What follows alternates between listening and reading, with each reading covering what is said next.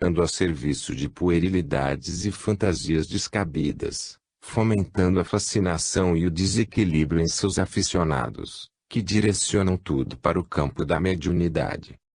Os desvirtuamentos, os embustes, as infiltrações de ideias e práticas exóticas são uma realidade em muitos centros espíritas, de vez que o discernimento, o norte dos médiuns está sendo preterido pelo vedetismo, fruto da falta de conhecimento, da ignorância e, até, da irresponsabilidade de dirigentes e cúmplices, quase sempre, mal intencionados, que não visam outra coisa, a não ser o poder, a projeção, o destaque pessoal, colocando seus interesses particulares ou os da família consanguínea, o que é pior, proprietários e herdeiros materiais dos centros, acima da causa.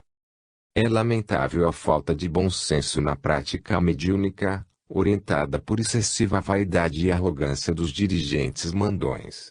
A adoção de práticas bizarras, ou não afinadas com a simplicidade e pureza dos trabalhos espíritas, comprometem a essência e objetivo da organização espírita, e desorientam seus frequentadores e assistidos.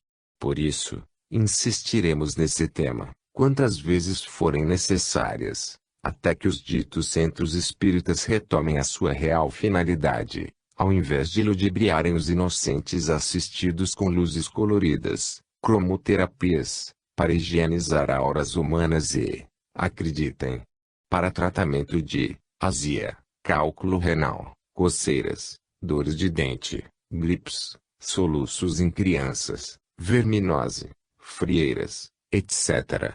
Tem centros que engarrafam, literalmente, os obsessores. A que ponto chegamos? Não é sem razão que, lamentavelmente, vez ou outra, ouvimos dizerem, eu era espírita, mas... Nas atmosferas planáuticas, Brasília e arredores, o apelo místico é irresistível. Difunde-se, por aqui, uma tal desobsessão por corrente magnética, com um rosário de extravagantes proposições, prática inventada em Brasília, por grupos que seduzem empolgados filantrópicos de carteirinha, através do apelo assistencialista, inoculando estranhas práticas doutrinárias, como, por exemplo, a magnetização desobsessiva para afastar espíritos, nos mesmos moldes como se espantam moscas varejeiras das feridas expostas. Para que se concretize esse objetivo, recorrem à varinha de condão do choque anímico, através do qual os enfermos se libertam dos obsessores, consoante prometem seus praticantes. Tudo isso, nada mais é do que uma tremenda propaganda enganosa. As inusitadas piramideterapias, gatoterapia. Conheço uma pessoa que possui 5 gatos em casa e crê, fervorosamente, que os bichanos irão atrair as energias negativas, livrando-a dessas forças malignas. Imaginem, cristalterapias, apometrias, e mais uma infinidade de pias, para todos os gostos. Isso, sem deixar de citar que, no mosaico místico de Brasília, aplica-se, até, passes magnéticos nas paredes dos centros para descontaminá-las dos maus fluidos. Muitos centros espíritas, do Distrito Federal, têm distribuído uma milagrosa pomada, cura tudo, do vovô fulano cicrano beltrano de tal. O que se nota, a bem da verdade, é que ainda não há rigor suficiente das instituições espíritas para com a pulcritude doutrinária, tão necessária. Há os sistemas divergentes, que teimam em se alojar aqui e ali, na tentativa de, pelo decurso do tempo, serem confundidos e aceitos como espiritismo ao saber, ramaticismo, ubaldismo, harmondismo, umbandismo, que ganham coro na ala dos apômetras, cromoterapistas, pomadistas, cepistas, adeptos da cepa, etc. Já que estamos desenterrando alguns ossinhos, continuemos. Muitos centros espíritas promovem benzeduras de objetos, roupas e fotografias. Dedicam-se à hipnose, para pesquisas sobre vidas passadas, e fazem das reuniões mediúnicas um espetáculo ao público. Adotam o uso do defumador, para espantar o mal e o mal, com hinos adequados às tais reuniões.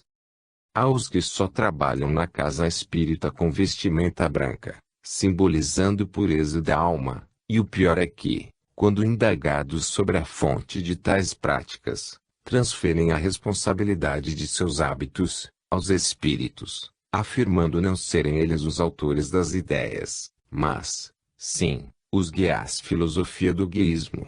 Até no quesito administração do centro espírita, encontramos casos circenses, em que os espíritos, através de médiuns confiáveis do grupo, elaboram chapas eleitorais, para a votação de possíveis candidatos à direção da entidade, atestando a incompetência dos encarnados para conduzirem a obra. Até, os centros, acreditem se puderem ou quiserem, que, estatutariamente, elegem, em caráter vitalício, os seus presidentes, futuros mentores do centro, após o desencarne. Tudo isso por inspiração de Jesus. Ainda não terminou. Há outras práticas, digamos inacreditáveis, dirigentes que celebram casamentos, crismas, batizados, velórios, tudo no salão de reunião pública, além das sempre justificadas rifas e tombolas nos centros, Festival da Caridade, tribuna para propaganda político-partidária, churrasco espírita, alcunho, almoço beneficente, preces cantadas, passes com bocejos, toques, ofegos, choques anímicos, o estalar dos dedos, palmas, diagnósticos durante o passe pela vidência, sobre doenças, através de revelações sensacionalistas, provocando desajustes em pessoas psicologicamente despreparadas. Visualizadores do além, que não perdem a oportunidade de descrever quadros espirituais, diagnosticar obsessões, fazer previsões e outras esquisitices mais, tudo em nome da doutrina. Porém, com um detalhe relevante, nunca conseguem visualizar os próprios obsessores. Há centros que promovem cursos e palestras sobre a Kundalini, sobre a força da mandala, etc. Ufa! É por essas e outras razões que muitos médicos da ala conservadora da psiquiatria consideram os médiuns neuróticos, psicóticos, com desvios de personalidade, ou esquizofrênicos. Precisamos acabar com as fantasias e muitas mistificações que andam denegrindo o bom nome da mediunidade e do espiritismo. Devemos dar à mediunidade mais dignidade, pois, estando, por sua vez, tão barateada, tão vulgarizada, acaba por perder as características de nobreza, de sensatez, de pudor que deve revesti-la. Em razão disso, muito melhor, mais prudente, mais razoável, mais lógico e, obrigatoriamente, necessário será que esses centros intensifiquem as reuniões de estudo, meditação e debates racionais para, por fim, concluírem que o espiritismo tem uma finalidade muitíssimo além do que pensam, é sublime por natureza. Caso contrário, deletem de seus estatutos a terminologia espírita. Não custa lembrar que a prática espírita sem a devida base moral será, inevitavelmente, uma incursão permanente no mundo do erro e, consequentemente, das sombras. O passe publicado no Jornal da AD de SJ Rio Preto. O biólogo Ricardo Monesi, mestre em fisiopatologia experimental pela Faculdade de Medicina da USP e pesquisador da Unidade de Medicina Comportamental da Unifesp, estudou a fundo a técnica de imposição de mãos, passe.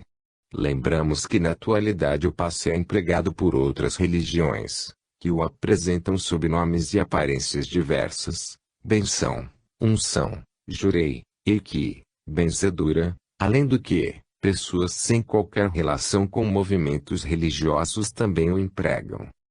Para Monesi, os dados preliminares apontam que a prática do passe gera mudanças fisiológicas e psicológicas, como a diminuição da depressão, da ansiedade e da tensão muscular, além do aumento do bem-estar e da qualidade de vida.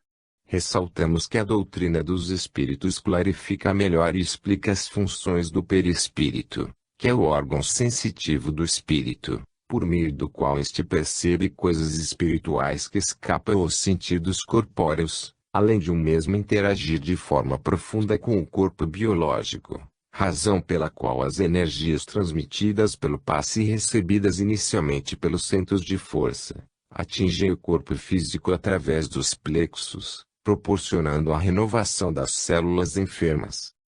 Assim como a transfusão de sangue representa uma renovação das forças físicas, o passe é uma transfusão de energias psíquicas, com a diferença de que os recursos orgânicos, físicos, são retirados de um reservatório limitado, e os elementos psíquicos o são do reservatório ilimitado das forças espirituais. Explica o Espírito Emmanuel. Recordemos que Jesus utilizou o passe impondo as mãos sobre os enfermos e os perturbados espiritualmente, para beneficiá-los. E ensinou essa prática aos seus discípulos e apóstolos, que também a empregaram largamente.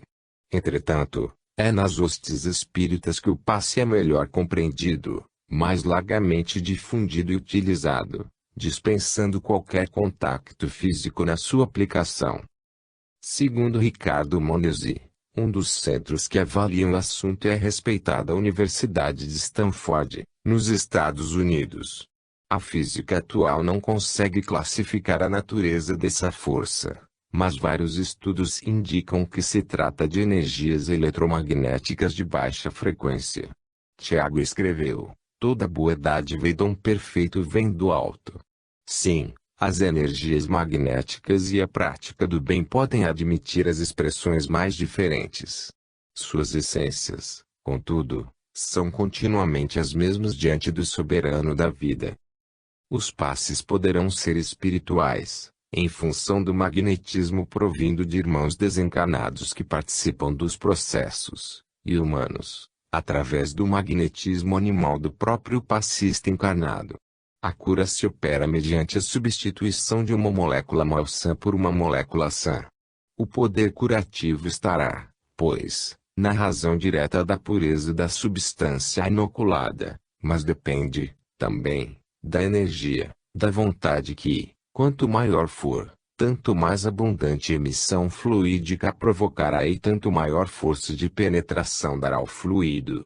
É importante explicar, porém, que o tratamento espiritual através do passe, oferecido na casa espírita, não dispensa tratamento médico. Infelizmente toda a beleza das lições espíritas, que provém da fé racional no poder das energias magnéticas pelo passe, desaparece ante as ginásticas pretensiosas e burlescas de tratamentos espirituais atualmente praticados em algumas instituições espíritas mal dirigidas. O passe não poderá, em tempo algum, ser aplicado com movimentos bruscos, utilizando-se malabarismos manuais, estalos de dedos, cânticos estranhos e, muito menos ainda, estando incorporado e, psicofonicamente, verbalizando aconselhamentos para o receptor. Isso não é prática espírita. O passe deverá sempre ser ministrado de modo silencioso, com simplicidade e naturalidade. Na casa espírita não se admitem as encenações e gesticulações em que hoje se envolveram terapias esquisitas tais como apometrias, desobsessão por corrente magnética, choques anímicos, cristalterapias, poderes das pedras, cromoterapias, poderes das cores, e outras terapias mitológicas, geralmente atreladas a antigas correntes espiritualistas do Oriente ou de origem mística, ilusionista e feitiçista. É sempre bom lembrar a tais adeptos fervorosos que todo o poder e toda a eficácia do passe genuinamente espírita dependem do espírito e não da matéria, da assistência espiritual do médium passista e não dele mesmo. Por conseguinte, na aplicação do passe não se fazem necessários a gesticulação violenta, a respiração ofegante ou bocejo contínuo, e que também não há necessidade de tocar o assistido. A transmissão do passe dispensa qualquer recurso espetacular. As encenações preparatórias, mãos erguidas ao alto e abertas, para a suposta captação de fluidos pelo passista, mãos abertas sobre os joelhos, pelo paciente, para melhor assimilação fluídica, braços e pernas descruzados para não impedir a livre passagem dos fluidos, e assim por diante, só servem para ridicularizar o passe, o passista e o paciente. A formação das chamadas correntes mediúnicas, com o ajuntamento de médiuns em torno do paciente, as correntes de mãos dadas ou de dedos se tocando sobre a mesa, condenadas por Kardec, nada mais são do que resíduos do mesmerismo do século XIX, inúteis, supersticiosos e ridicularizantes. O passe é prece, concentração e doação. A oração é prodigioso banho de forças, tal a vigorosa corrente mental que atrai. Por ela, consegue o passista duas coisas importantes e que asseguram o êxito de sua tarefa: expulsar do próprio mundo interior os sombrios pensamentos remanescentes da atividade comum durante o dia de lutas materiais, sorver do plano espiritual as substâncias renovadoras de que se repleta, a fim de conseguir operar com eficiência, a favor do próximo presente ou distante do local de sua aplicação. Em que peses aos místicos que ainda não compreendem e criam confusões ao aplicarem o passe, reconhecemos que muitos encarnados e desencarnados são beneficiados por ele, pois sabemos que é manifestação do amor de Deus, esse sentimento sublime que abarca a todos e os alivia.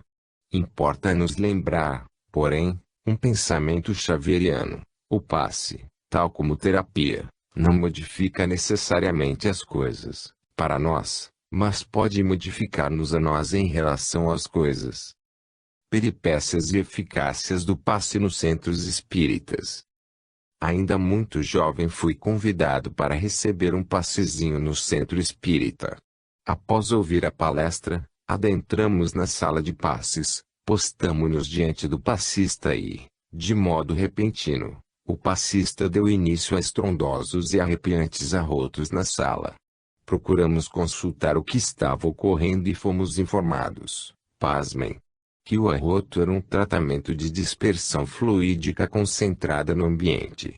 Naquela época não professava o espiritismo, e obviamente fiquei muito indignado. Os anos advieram, estudei as obras de Allan Kardec, adotei a proposta da doutrina dos espíritos como ideal de vida. Contudo, tragicamente ainda hoje tenho informações sobre técnicas terapêuticas curiosíssimas, realizadas em algumas casas espíritas. Atualmente existem instituições que oferecem sessões de passes para todos os gostos e interesses, a exemplo do passe normal, aplicado obrigatoriamente após as palestras públicas, normalmente destinado aos famosos passes, do passe forte com direito a remédios de exorcismos de obsessores na presença do obsedado, do passe ultra forte do tipo cura tudo, destinado a enfermos graves, obsedados, psicóticos etc., com direito a acorrentamento de obsessores e até engarrafamento e enrolhamento dos algozes das trevas, do passe virtual, etc. Seria caricata se não fosse patética tal ocorrência. Há os que transmitem passes através de gestos desabridos, malabarismos manuais, choques bizarros com tremelicas corporais, estalos de dedos, cantos peculiares, e ainda os famigerados arrotos. Isso mesmo, arrotos. Há passistas que incorporam entidades durante o passe, esquecidos de que não se deve aplicar passe mediunizado porque não é prática espírita. Não há necessidade de incorporação mediúnica nas sessões de passe. O passista pode até agir sob a influência da entidade, mas não carece verbalizar, aconselhar ou transmitir mensagens outras concomitantes ao passe. É contraproducente. O assunto é recorrente, mas não há como ignorá-lo, até porque a aplicação do passe magnético não comporta atitudes imprudentes, nem admite desatino nas suas expressões. Exige sim, um estudo contínuo dos seus mecanismos, sobretudo quanto à necessidade de sua aplicação. Conhecemos médiuns que só aplicam passes com roupas brancas, ou debaixo de pirâmides metalizadas. Há os que terceirizam para o além o passe através das viagens astrais, através das milagrosas apometrias, e mais uma infinidade de métodos, para todos os desgostos. Isso, sem deixar de citar que aplicam-se passes magnéticos nas paredes dos centros espíritas para descontaminá-las das energias negativas. Eita, quanta criatividade! Afastando-nos dessas peripécias passistas, analisemos efetivamente o significado do tema na instituição espírita. Vimos que existem inúmeras práticas não compatíveis com a sã doutrina espírita que hoje sejam erguidas exaustão, nas bases da compostura cristã, sem nenhuma pecha de intolerância, obviamente. Até porque a verdadeira prática espírita é a expressão da moral cristã, consubstanciada no Evangelho do Cristo. O bom emprego do passe não admite qualquer expediente espetaculoso. As encenações preparatórias, mãos erguidas ao alto e abertas, para a suposta captação de fluidos pelo passista, mãos abertas sobre os joelhos, pelo paciente, para melhor assimilação fluídica, braços e pernas descruzados para não impedir a livre passagem dos fluidos, e assim por diante, só servem para ridicularizar o passe, o passista e o paciente. A formação das chamadas correntes mediúnicas, com o ajuntamento de médiuns em torno do paciente, as correntes de mãos dadas ou de dedos se tocando sobre a mesa, condenadas por Kardec, nada mais são do que resíduos do mesmerismo do século XIX, inúteis, supersticiosos e ridicularizantes. O passe deverá sempre ser ministrado de modo silencioso, com naturalidade. Os espíritos não são proibidos de nada, todavia práticas alucinadas são inaceitáveis. A propósito do legítimo passe, assim como a transfusão de sangue, representa uma renovação das forças físicas, o passe é uma transfusão de energias psíquicas, com a diferença de que os recursos orgânicos, físicos, são retirados de um reservatório limitado, e os elementos psíquicos o são do reservatório ilimitado das forças espirituais. Explica o Espírito Emmanuel. Recordemos que Jesus utilizou o passe impondo as mãos sobre os enfermos e os perturbados espiritualmente para beneficiá-los. E ensinou essa prática aos seus discípulos e apóstolos, que também a empregaram largamente. Entretanto, é nas hostes espíritas que o passe é melhor compreendido, mais largamente difundido e utilizado. O evangelista Mateus, numa das suas narrativas, assegura que Jesus, estendendo a mão, tocou-lhe dizendo: "Quero, fica limpo." E imediatamente ele ficou limpo de sua lepra. Mas o que é efetivamente o passe? É uma transfusão de energias, capaz de alterar o campo celular. Na definição do Aurélio, o passe seria o ato de passar as mãos repetidamente ante os olhos de uma pessoa para magnetizá-la, ou sobre uma parte doente de uma pessoa para curá-la. No Pentateuco mosaico localizamos o seguinte evento: Josué, filho de Num, estava cheio do espírito de sabedoria, porquanto Moisés havia posto sobre ele suas mãos. Assim os filhos de Israel lhe deram ouvidos, e fizeram como o Senhor ordenara a Moisés. Sabemos que é muito comum a faculdade de curar pela influência fluídica e pode desenvolver-se por meio do exercício. Mas cabe esclarecer que o passe e a imposição de mãos não são a mesma coisa. Tem-se a imposição de mãos como apenas um método, mas naturalmente uma pessoa desprovida dos braços pode fornecer um passe pela força do desejo e pelo auxílio dos espíritos. O fluxo magnético se sustenta e se arremessa à custa da vontade tanto do passista quanto de seres desencarnados que o acudem na conciliação dos fluidos. O evangelista Marcos descreve sobre um dos chefes da sinagoga, chamado Jairo, que logo após avistar a Jesus, lançou-se-lhe aos pés. E lhe rogava com instância, dizendo: "Minha filhinha está nas últimas. Rogo-te que venhas e lhe imponhas as mãos para que sare e viva." Na obra Mecanismos da Mediunidade, André Luiz explana que o passe, como gênero de auxílio, invariavelmente aplicado sem qualquer contraindicação, é sempre valioso no tratamento devido aos enfermos de toda classe. Em suma, não é demasiado recordar que o exercício das práticas espíritas sem a devida base moral será, fatalmente, uma incursão inequívoca no mundo da inadvertência e, consequentemente, nas teias das escuridões transcendentais. O Consolador prometido através das televisões e cinemas do mundo. A divulgação espírita em profusão pela televisão e o cinema brasileiro é uma estratégia da espiritualidade bastante interessante para o programa da Terceira Revelação na Pátria do Evangelho. Principalmente a Rede Globo de televisão, que tem promovido novelas que vão desde a doutrinação evangélica até a defesa imparcial dos preceitos kardecianos, adotando discurso conciliatório, visando não entrar em rota de colisão às outras crenças religiosas. A teledramaturgia global tem presenteado a humanidade com peças antológicas, a exemplo das telenovelas A Viagem, O Profeta, Alma Gêmea, Páginas da Vida, Mulheres Apaixonadas, todas com a temática espírita, estabelecendo linhas de exposições preceituais de difusão concreta das lições imortalistas.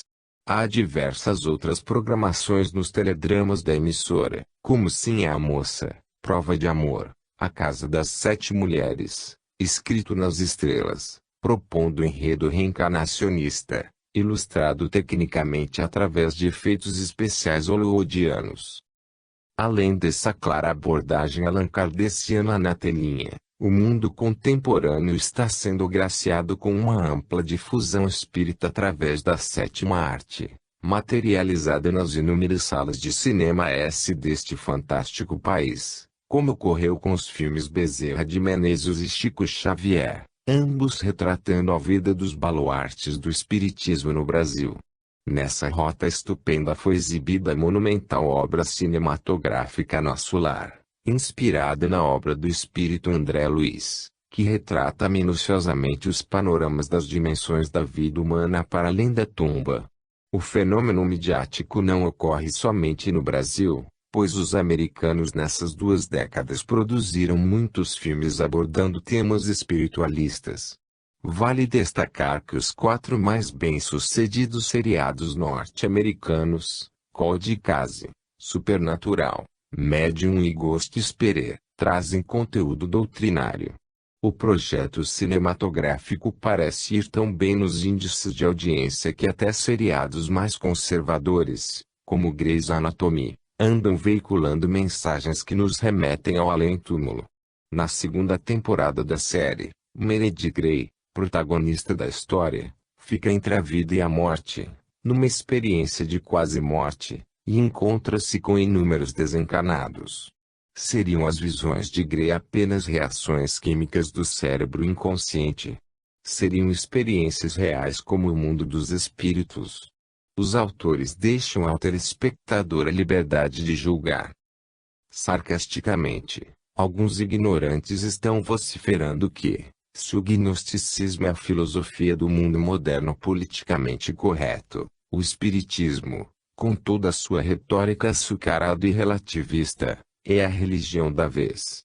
A despeito das vozes enfurecidas dos céticos materialistas e espiritualistas fanáticos que ora estão rejeitando a invasão de técnicas informativas sobre a vida espiritual, a massa média continuará fazendo livremente, graças a Deus, a divulgação do espiritismo e o chamado mundo cult, obviamente agradecendo e aplaudindo de pé as ofertas de produtos de transcendente valor moral contidos na Terceira Revelação.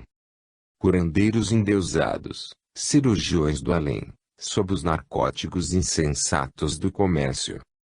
Após leitura de intrigante reportagem da revista Veja, deliberamos reproduzir e contextualizar alguns trechos da matéria publicada.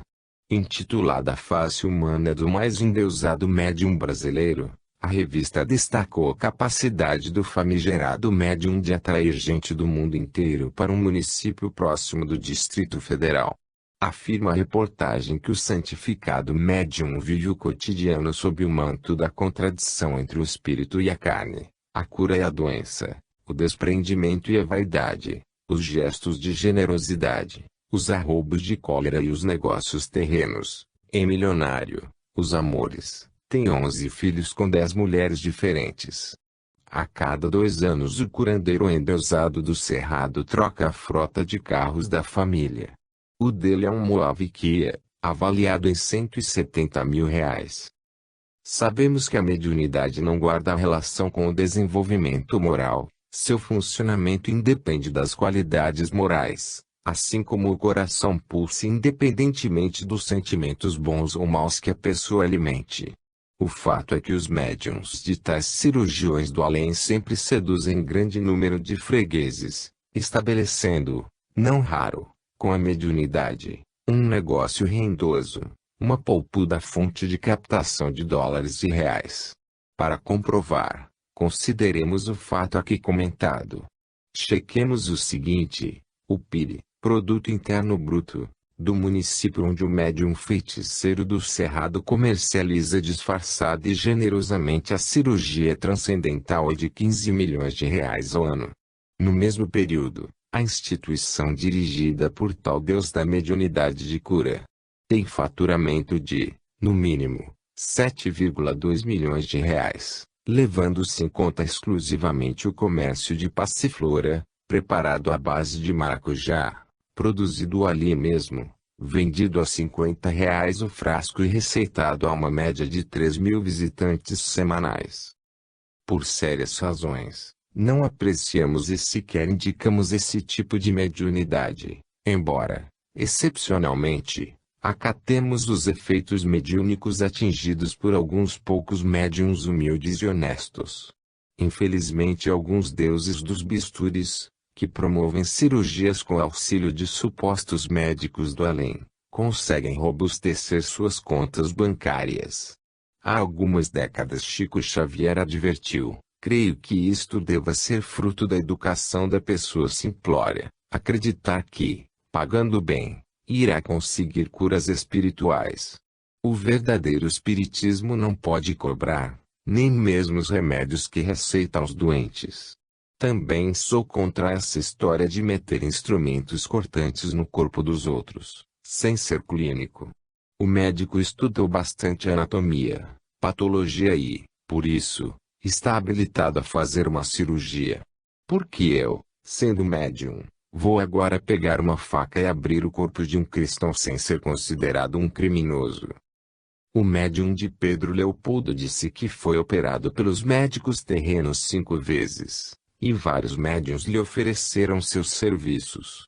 O espírito Emmanuel lhe repreendeu: você deveria ter vergonha até em pensar em receber esse tipo de cura, porque todos os outros doentes vertem sangue, usam éter, tomam determinados remédios para melhorar.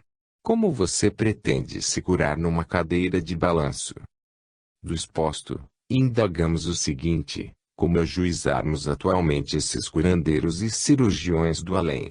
Chico Xavier, quando estava para se submeter a uma cirurgia, em 1968, de um tumor na próstata, Zé Arigó, que não era espírita, mandou-lhe avisar que estava pronto para realizar a operação. Chico respondeu: como é que eu ficaria diante de tanto sofredor que me procura e que vai a caminho do bisturi, como o boi vai para o matadouro? E eu, sabendo disso, vou querer o facilidades. Eu tenho é que operar, com médicos encarnados, como os outros, sofrendo com eles. Por isso, o espírito André Luiz advertiu para aceitar o auxílio dos missionários e obreiros da medicina terrena, não exigindo proteção e responsabilidade exclusivos dos médicos desencarnados. É deplorável que os médiuns evoquem espíritos para que lhes atendam como cirurgiões do além a fim de retalhar e perfurar corpos em nome de operações espirituais, que lhes prescrevam placebos. É lamentável essa tendência de subestimar a contribuição da medicina humana, entregando nossas enfermidades aos espíritos curandeiros do além, preferencialmente com nome germânico ou hindu, para que curem doenças. Precisamos aproveitar a moléstia como período de lições, sobretudo como tempo de aplicação de valores alusivos à convicção religiosa. A enfermidade pode ser considerada por termômetro da fé.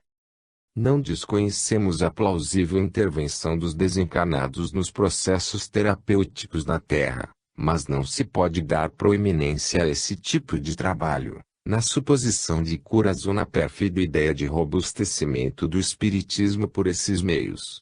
É urgente não abrirmos mão da precaução, ainda mesmo que o excesso em tudo seja prejudicial. Contudo, Kardec endossa nossa atitude dizendo que vale mais pecar por excesso de prudência do que por excesso de confiança. Acreditamos que as terapias alternativas, curandeirismos e a fascinação na prática mediúnica, são fatores que têm desestabilizado o plano da união entre os espíritas e da unidade doutrinária. É pouco significante que um cirurgião do além-túmulo faça desaparecer anomalias inibidoras ou deformantes do corpo, até porque o perispírito conservará a patologia, que vai se projetar para reencarnações futuras, exceto que nos ajustemos com a lei da justiça, cobrindo com amor a multidão de pecados que carregamos. Jamais ouvidemos que a cirurgia transcendente pode até mesmo refrear temporariamente as doenças físicas, mas o amor, trabalhando nos tecidos sutis da alma, cura, purifica e redime para a eternidade. Segundo Divaldo Franco, é uma temeridade transformar o centro espírita em pequeno hospital para atendimento de todas as mazelas. Isso é uma loucura, é um desvio da finalidade da prática do espiritismo. Podemos, sim, fazer uma atividade de atendimento a doentes que são portadores de problemas na área da saúde espiritual.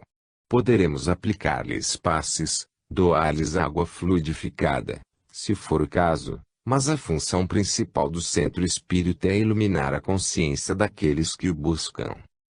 Ressalta o tribuno baiano que certa vez o espírito do Dr. Fritz quis operar Chico Xavier. Em 1965, através do médium não espírita Zé Arigó, eu te ponho bom desse olho. Faço-te a cirurgia agora. Pronunciou Arigó, e Chico Xavier respondeu-lhe, não, isso é um karma. Eu sei que o Senhor pode consertar o meu olho.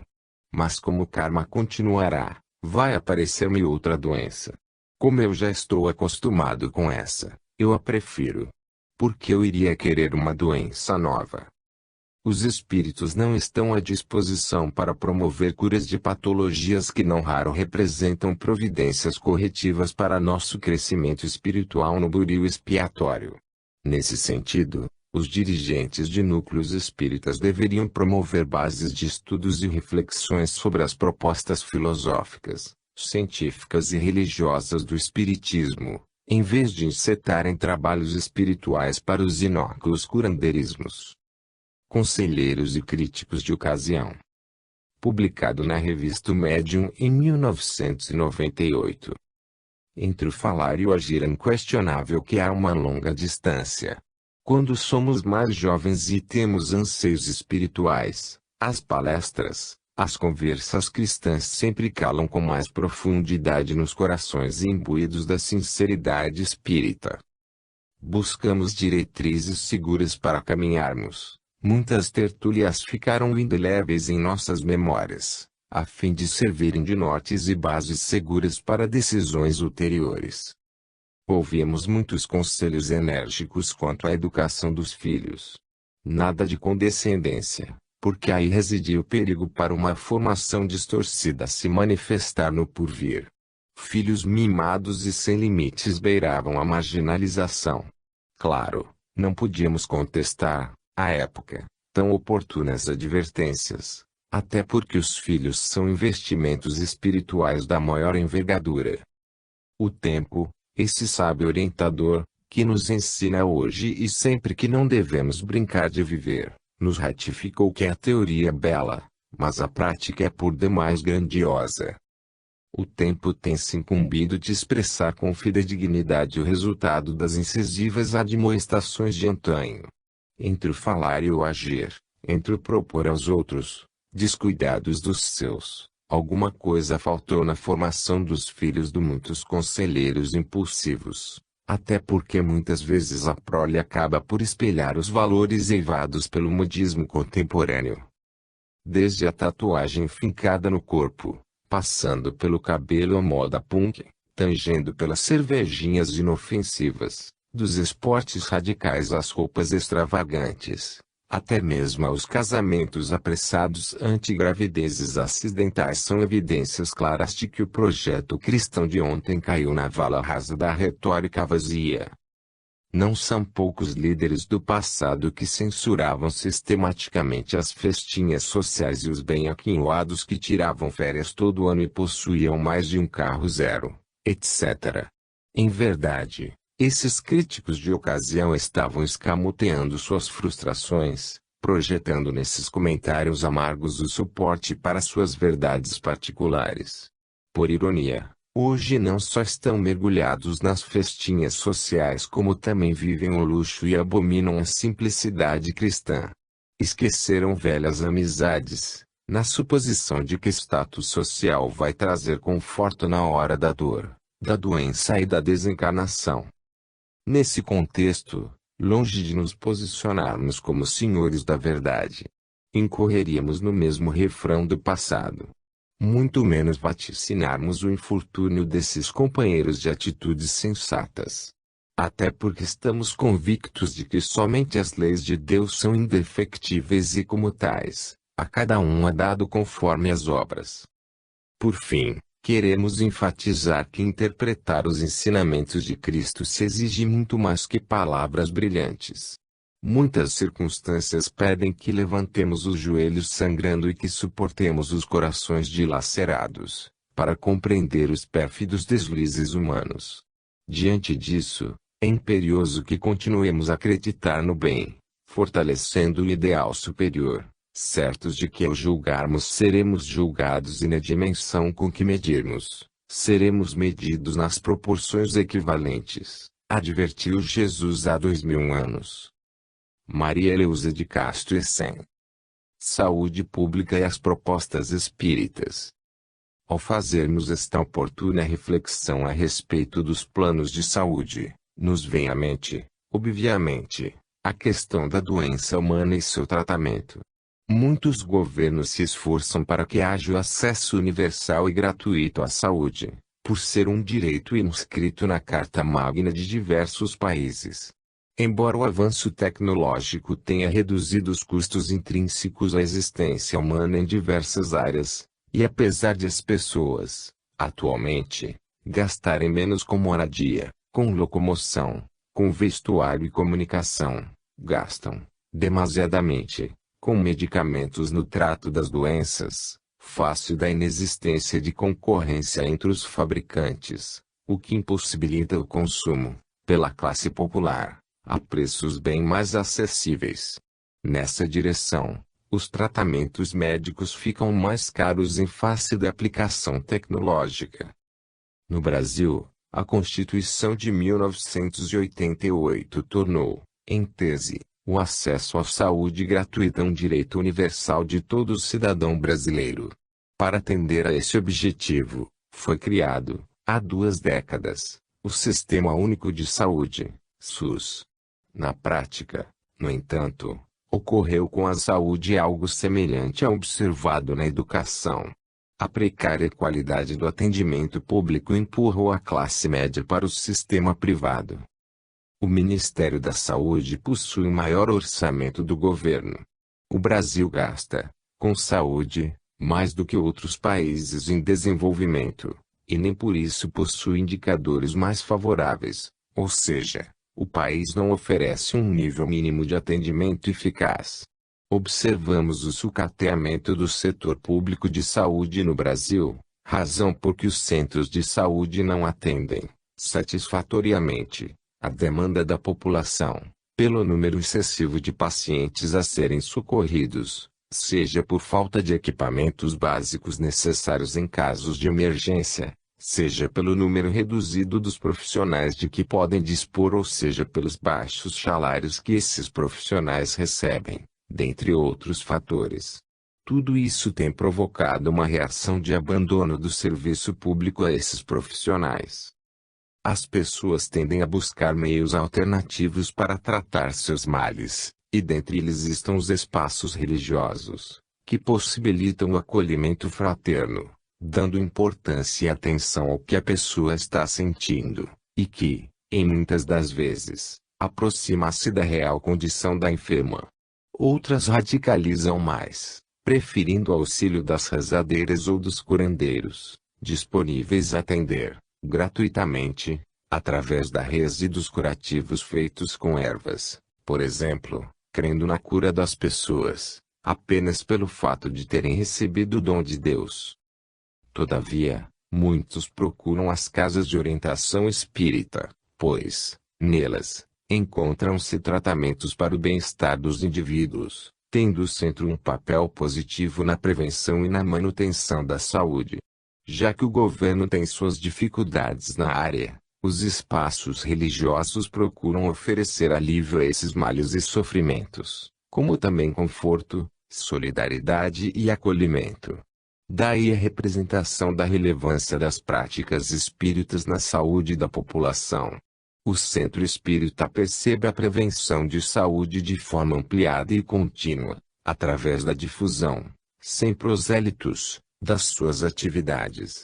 Portanto, o papel desempenhado pelas estruturas espíritas ou religiosas, de forma geral, pode ser de fato, entendido como apoio à saúde na sociedade. A temática de práticas espíritas relacionadas à saúde pública é pouco discutida, razão pela qual não encontramos muitas publicações referentes à percepção desse fenômeno social pelos grupos espíritas.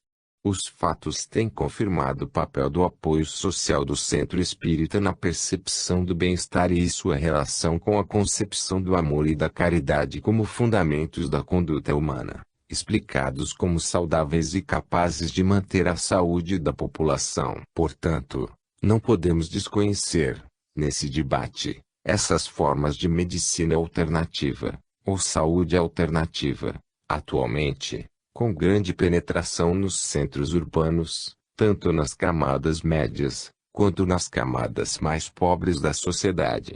São conhecidas como alternativas, paralelas ou complementares à biomedicina. Mesmo os pacientes que se tratam pela medicina convencional, frequentemente buscam os recursos das casas espíritas. Sabemos que grupos espíritas pequenos, de pessoas amigas, conhecidas, produzem soluções mais eficazes aos problemas cotidianos, ou seja, percebe-se o processo terapêutico do contato fraterno no equilíbrio das doenças. A fé raciocinada, que o Espiritismo propõe, dá sentido à vida, oferecendo consolo, renovando energias e dando orientações eficazes às situações de angústia, às incertezas das ideias e, consequentemente, à insegurança pessoal. Essa fé está ligada à vida concreta dos que nela depositam a sua crença. Em todo tipo de religião, está implícito um problema central: liberar o homem da incerteza de sua transcendência, dar sentido à sua vida no mundo e além dele. Numa palavra, conscientização do mundo espiritual. As propostas terapêuticas espíritas se caracterizam em atividades desenvolvidas pelos centros através de orações, passes magnéticos, atendimentos fraternos, desobsessão e águas magnetizadas, fluidificadas. Essas são as formas de tratamento alternativo, paralelo ao tratamento médico. As pessoas que participam desses processos sentem-se com menos medo, são menos ansiosas, mais estáveis emocionalmente, menos isoladas e mais preocupadas umas com as outras. O Espiritismo procura explicar os aspectos psicológicos e a sua relação com as doenças. Evocamos o moderno uso do termo psicossomático, que nos remete a antigas concepções, a importância dos fatores psicológicos na causa das doenças e uma visão integral do ser humano. As patologias da modernidade, denominadas doenças da civilização, estão relacionadas ao estresse, As dietas ricas em gordura e açúcar, ao fumo, ao álcool, às drogas, à vida sedentária e à poluição ambiental, características da vida moderna. Reflitamos, pois, que o corpo físico na Terra é o filtro vivo de nossa alma. Os nossos pensamentos expressar-se-ão, segundo os sentimos, tanto quanto nossos atos serão exteriorizados, conforme pensamos.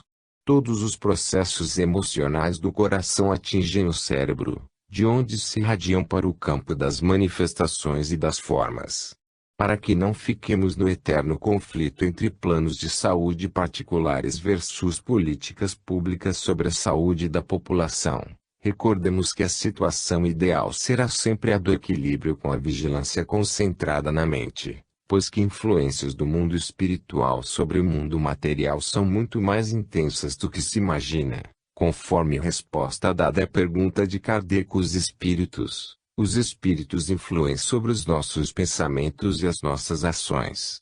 A esse respeito sua influência é maior do que credes porque, frequentemente, são eles que vos dirigem. Particularmente, o conhecimento da influência dos espíritos sobre a saúde do ser humano é um tópico de grande importância para a ciência e de especial relevância para o nosso aprimoramento moral. A saúde integral encontra-se, pois, ao alcance de quantos desejem sinceramente autovencer-se, seguindo os procedimentos morais e espirituais que a vida oferece, e toda vez que se engane e se perturbe, recorrendo aos métodos das ciências correspondentes, que são recursos oferecidos pelo Criador, que não deseja a morte do pecador, mas sim a do pecado, isto é, que sempre ampara aquele que erra, nele trabalhando a correção do fator de perturbação e de insânia de que se faça instrumento. O bem público e ética na administração. Vivemos tempos complexos e tormentosos. Há violências de várias nuances em toda parte do orbe.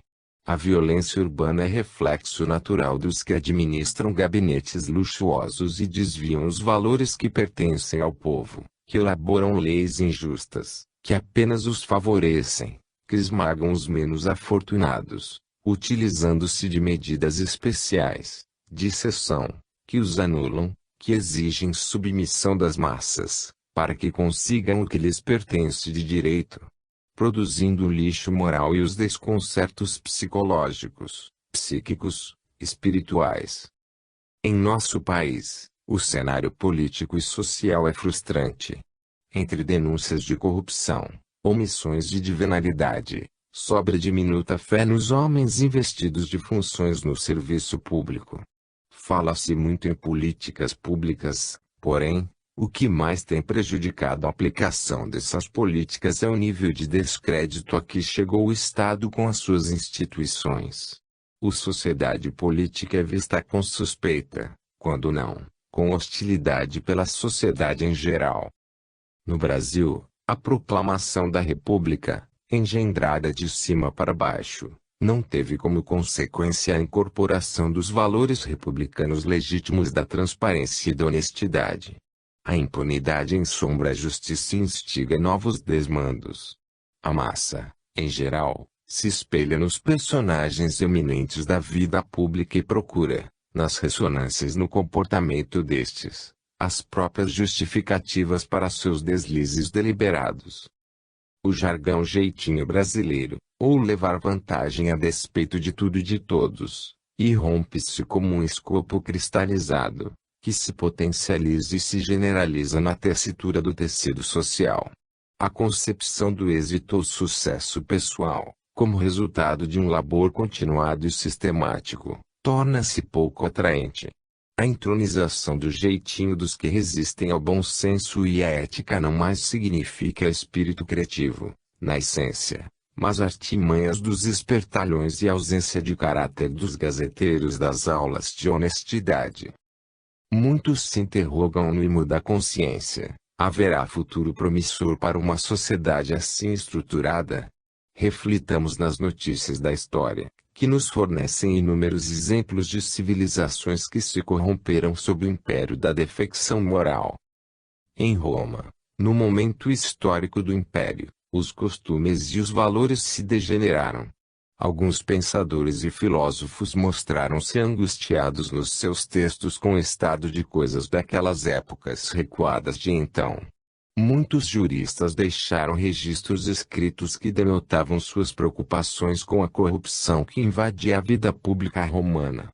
Alguns outros, porém, se preocupavam em propagar as medidas populistas, frequentemente, adotadas pelos governantes inebriados pelo poder da força, e não pela força do poder. Muitas deliberações dos governantes atendiam a caprichos da massa, narcotizando suas mentes com os nacos de pães e espetáculos circenses, sem educá-la ou destiná-la ao trabalho produtivo. A rigor, quem trabalhava era, coercitivamente, apenado com densos tributos, a fim de que pujantes benefícios fossem concedidos pelo Estado. Consubstanciavam-se, naqueles idos tempos, a retórica e a prática do assistencialismo, às sombras dos impostos, arbitrariamente, cobrados. Entretanto, o que mais indignava os sóbrios pensadores, da era áurea de Roma, era a corrupção e a troca de favores, envolvendo o dinheiro público. O bom senso sussurra-nos na acústica da consciência que cabe ao Estado assegurar direitos, formalmente, garantidos nas bases constitucionais da sociedade, politicamente, organizada. Entretanto, não apenas isso, mas espera-se, também, que o Estado mantenha os serviços de interesse coletivo em funcionamento normal. Sabemos que há juristas, cientistas políticos, sociólogos, economistas, pesquisadores e estudiosos de outras áreas do conhecimento, inclusive, dedicando tempo precioso e esforços contínuos para entenderem e melhorarem o funcionamento do aparato estatal, com vistas ao bom andamento dos interesses coletivos. Mas não precisamos fazer um esforço sobre-humano para percebermos a similitude entre a conjuntura do cenário brasileiro atual e a sociedade romana de 2000 anos atrás. Ainda respiramos os mesmos ares enfadonhos do regime do compadrio. O dinheiro público, que deveria ser destinado ao povo, é rateado entre alguns, como se fosse propriedade particular. A humanidade evoluiu, suficientemente, sob os aspectos filosófico, intelectual, científico, social, nesses 2 milênios, mas as práticas estão enregeladas no tempo. Todos nós estamos à mercê das atitudes inconscientes ante os desafios da vida odierna. Alguns avanços permanecem tíbios, no que tange à moralidade. Em consequência, o país e o próprio mundo seguem conturbados e carentes de maior harmonia coletiva. Com os escândalos divulgados pela mídia, constata-se um entrelaçamento crescente e preocupante entre a administração pública e as atividades criminosas, mediante um sistêmico processo de pressões, chantagens, tráfico de influência, intimidações e corrupções, com o uso do suborno e da propina, dentre outras falcatruas morais inimagináveis. Na verdade, todos nós sofremos em razão da falta de ética. Uma das possíveis conceituações de ética nos é dada pelo Dicionário Aurélio, estudo dos juízos de apreciação referentes à conduta humana, do ponto de vista do bem e do mal. Urge salientar, porém, que ética e moral não são a mesma coisa, segundo o pensamento de muitos autores. A moral seria a soma dos hábitos, tradições, leis e costumes que sustentam uma sociedade. Portanto, seria de caráter coletivo. A ética presume escolha voluntária de valores aos quais cada um se submete por vontade própria.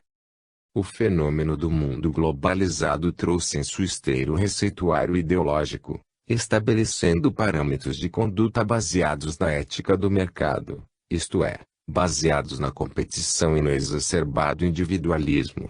Nesse carreiro, a inadimplência faz com que os muitos preços de produtos e serviços sejam maiores do que deveriam ser.